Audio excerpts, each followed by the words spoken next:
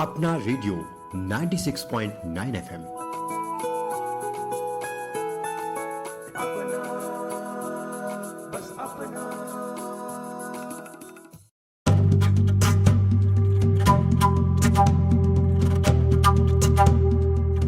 नमस्कार, आप सुन रहे हैं अपना रेडियो 96.9 एफएम का विशेष कार्यक्रम जनजाति गौरव, जिसकी प्रेरणा संस्कृति मंत्रालय, भारत सरकार, इंदिरा गांधी राष्ट्रीय कला केंद्र और अखिल भारतीय वनवासी कल्याण आश्रम के सामूहिक प्रयासों से तैयार की गई पुस्तक जनजाति गौरव से ली गई है। इस पुस्तक के लेखक हैं श्री सच्चिदानंद जोशी और श्री सत्येंद्र सिंह।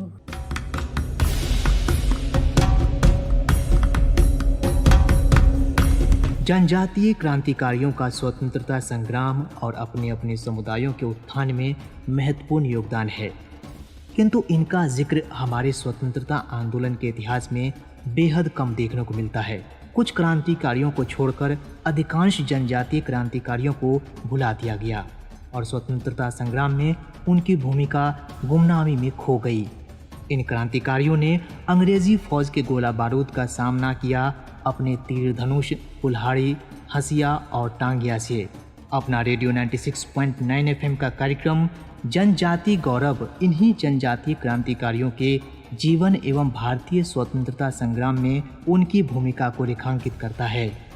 इस कार्यक्रम के द्वारा आप सभी उन पगडंडियों, कठिन पहाड़ी रास्तों, कंटीली झाड़ियों को महसूस कर पाएंगे जिन पर चलकर जनजातीय लोगों ने पहाड़ियों और वनों में अपने जीने और इच्छा के अधिकार के लिए लड़ाई लड़ी।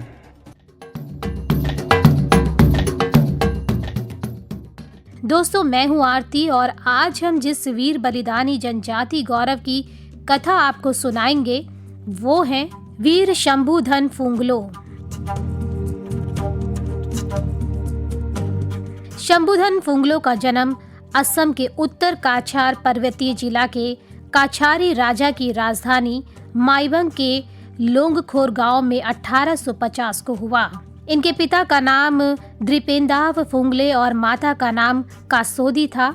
अपने 5 भाइयों में सबसे बड़े शंभुधन का बचपन लोंगखोर में बीता, कुछ समय गाजुंग सोपरा में बीता और फिर माहुर के पास सेंदीकोर गांव में वे बस गए। अपने ही समुदाय की नासादी से उनका विवाह हुआ। शंभुधन शुरू से ही संत प्रवृत्ति के थे। वे शिवाजी के भक्त और आध्यात्मिक उपदेशक थे। ये वो समय था जब देश में अंग्रेजी राज था।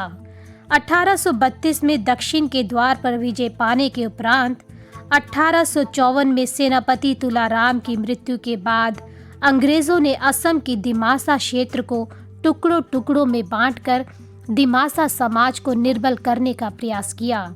वहां दमन और शोषण का क्रम शुरू हुआ। शंभुधन ने अंग्रेजों का विरोध करने के लिए दिमासा शूरवीरों की एक क्रांतिकारी सेना खड़ी की। माईबांग में सैन्य प्रशिक्षण केंद्र स्थापित किया। क्रांतिकारियों ने अंग्रेजों का विरोध शुरू किया। क्रांतिकारियों की लगातार सक्रियता से अंग्रेजों को प्रशासन चलाना कठिन हो गया।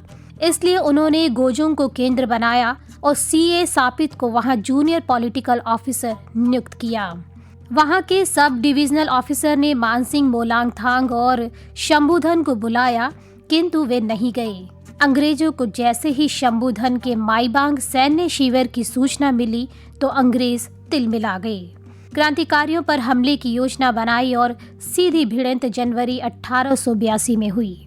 क्रांतिकारियों ने सिलचर के डिप्टी कमिश्नर मेजर बायार्ड और उसके दल को घेर लिया। शंभुधन ने अपने खड़ग से वार कर एक सैनिक की हत्या कर दी और बायार्ड का एक हाथ काट दिया। इसके बाद घनघोर युद्ध में शंभुधन के क्रांतिकारी साथी शहीद हुए। क्रांतिकारियों ने गोजुंग पर आक्रमण किया और वहां के घरों में आग लगाकर अंग्रेजों सहित उनके घोड़ों को मार डाला। शंभुधन ने मंदिरों को अपना संघर्ष का सैन्य केंद्र बनाया।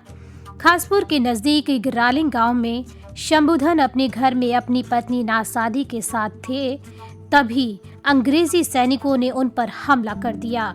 शंभुधन अंग्रेजों से अकेले युद्ध करते हुए जंगल तक जा पहुंचे। अंग्रेजी सैनिकों ने पीछा किया, लेकिन वे उनके हाथ नहीं आए।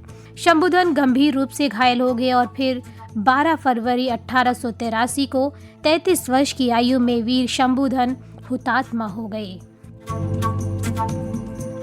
आज की कड़ी में सिर्फ इतना ही। आप सुन रहे हैं अपना रेडियो 96.9 एफएम और मुझे यानी आरती को दीजिए अनुमति।